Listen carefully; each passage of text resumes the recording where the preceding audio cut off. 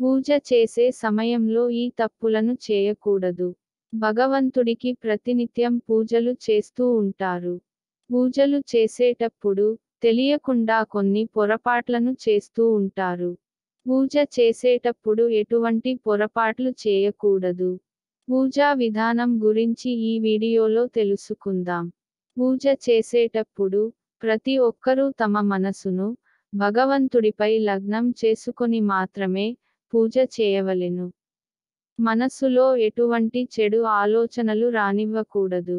కొంతమంది పూజ చేస్తూ ఉన్నా కూడా దేని గురించో ఆలోచిస్తూ ఉంటారు. ఆ విధంగా చేయకూడదు. పూజకు ఉపయోగించే పువ్వులను ఎప్పుడూ కూడా వాసన చూడకూడదు. పూజకు ఉపయోగించే పువ్వులు నేలపై పడితే ఆ పువ్వులు పూజకు పనికిరావు. పూజ చేసిన పువ్వులను మరనాటి ఉదయమే పూజ పటాలు నుండి తీసివేయాలి. ఎండిపోయిన పువ్వులను పూజ పటాలకు వదిలేయకూడదు. అలా వదిలితే దోషం కలుగుతుంది. పూజకు వాడిన పువ్వులను ఒక కవర్లో పెట్టి నది జనాలలో వదిలేయాలి. లేకపోతే ఏదైనా పచ్చని చెట్టు దగ్గర వేయాలి. భగవంతుడికి సమర్పించే నైవేద్యము ఎంతో శుచిగా వండాలి. భగవంతుడికి నైవేద్యము చేసేటప్పుడు మాట్లాడకూడదు. అలా మాట్లాడటం వలన మన నోటి నుండి తుంపరలు అనేవి నైవేద్యంలో పడే అవకాశం ఉన్నది.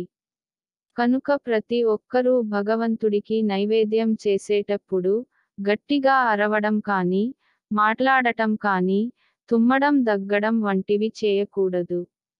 తుమ్ములు దగ్గు వచ్చినప్పుడు పక్కకి వచ్చి అవి అయిన తర్వాత వెళ్ళి శుభ్రముగా చేతులు కడుక్కుని తర్వాత మాత్రమే నైవేద్యాన్ని చేయాలి.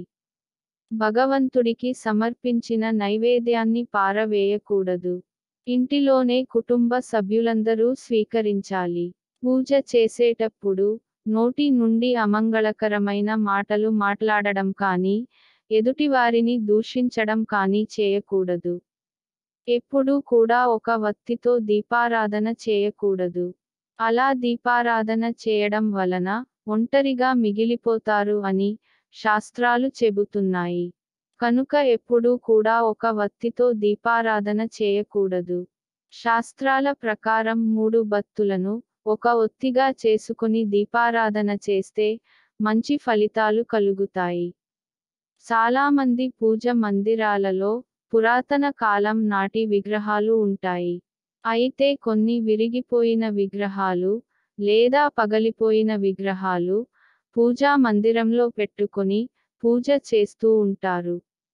ఇలా పగిలిపోయిన లేదా విరిగిపోయిన విగ్రహాలను పూజా మందిరంలో ఉంచకూడదు. అలా ఉంచిన విగ్రహాలకు పూజ చేస్తే దోషం కలుగుతుంది. కనుక అటువంటి విగ్రహాలు ఉంటే పూజా మందిరం నుండి వెంటనే తీసివేయాలి. అదేవిధంగా చిరిగిపోయిన దేవుని పటాలు కూడా పూజా మందిరంలో ఉంచకూడదు. చాలామంది పూర్వీకులను దేవుళ్ళగా భావించి పూజా మందిరంలో ఉంచుతారు. పూర్వీకుల చిత్రపటాలను కూడా పూజ మందిరంలో ఉంచకూడదు. పూజ చేసేటప్పుడు తప్పకుండా స్నానం చేసి పూజ చేయవలెను. అదేవిధంగా పూజ చేసేటప్పుడు క్రింద కూర్చుని పూజ చేయకూడదు. తప్పకుండా ఆసనం వేసుకుని పూజ చేయవలెను. పూజ చేసిన తర్వాత ఎవరి ఆసనన్ను వారే తీయవలెను. వేరొకరు తీస్తే వీరు చేసిన పూజ ఫలితం వారికి వెళుతుంది. భర్త వేసుకున్న ఆసనాన్ని మాత్రం భార్య తీయవచ్చు. అదేవిధంగా నుంచుని పూజ చేసేవారు తలపై ఒక వస్త్రమును వేసుకుని పూజ చేయవలెను. చాలామంది పూజ చేసేటప్పుడు వచ్చి రాణి మంత్రాలను చదువుతూ పూజ చేస్తుంటారు.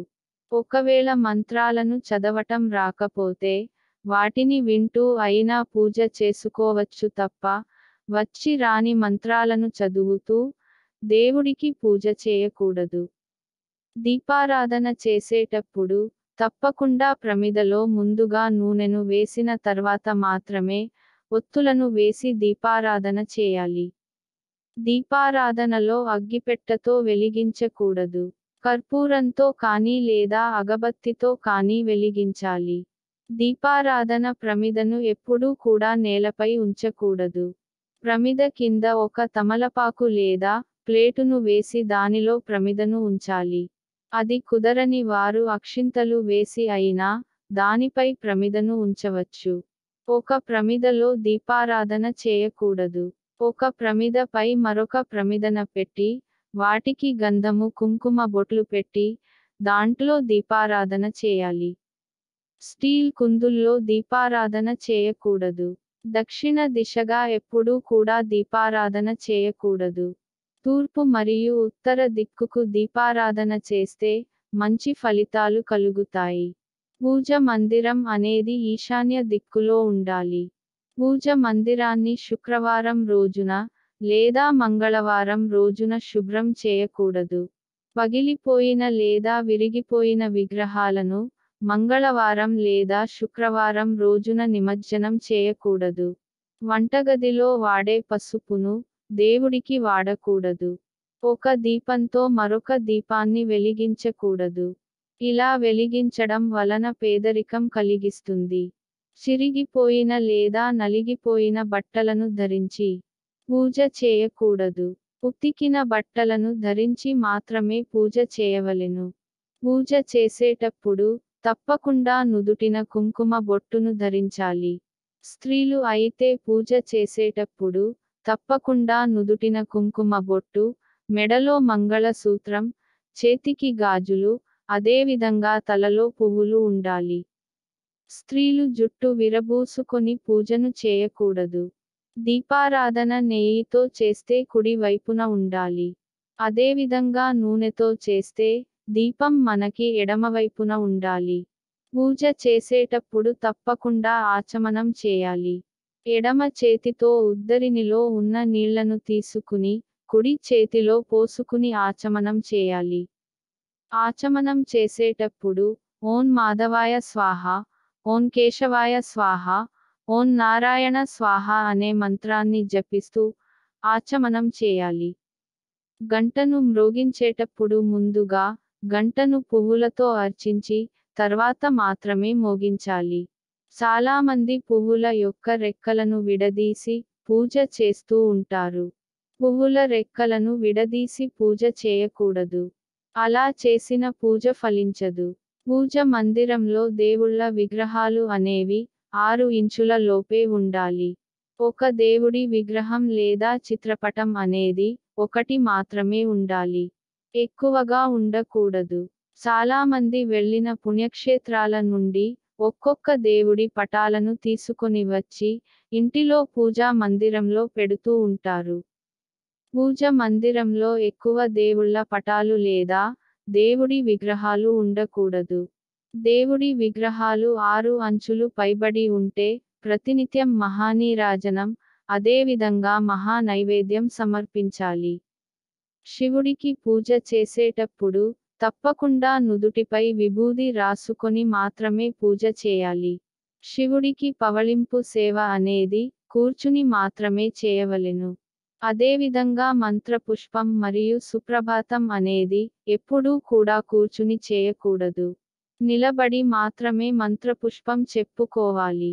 అదేవిధంగా నిలబడి మాత్రమే సుప్రభాతం చదవాలి. ఈశ్వరుడి ఎదురుగా నిలబడి ప్రదక్షిణాలు చేయకూడదు. అదేవిధంగా ఈశ్వరుడికి వీపును చూపకూడదు.